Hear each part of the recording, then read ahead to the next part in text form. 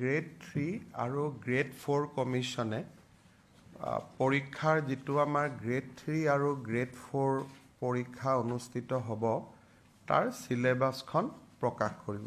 এইবাৰ পৰীক্ষাত এটা নতুন দিশ আমি সংলগ্ন কৰিছো, আগতে পুলিচতো কৰো, যে এইবাৰৰ পৰা নিগেটিভ মাৰ্কিংৰ এটা সিস্টেম হ'ব, অৰ্থাৎ ভুল উত্তৰ কৰিলে মাৰ্কিংটো নিগেটিভ হ'ব।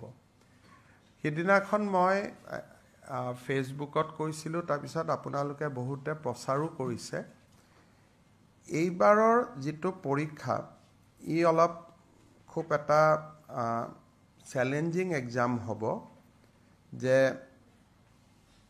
পাৰ্টিকুলাৰ এটা সাবজেক্টত 11 লাখ পৰীক্ষাৰ্থী পৰীক্ষা দিব।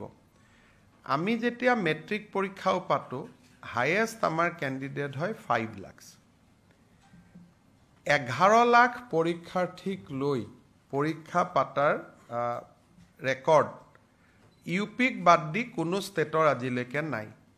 কাৰণ ইউপিয়ে কোনোবা পৰীক্ষা 18 লাখ ক্যান্ডিডেট হয়, তেওঁলোকৰ জনবসতি বহুত, কিন্তু অসমত 11 লাখৰ কোনো পৰীক্ষা আজিলৈকে কেতিয়াও কোনেও অনুষ্ঠিত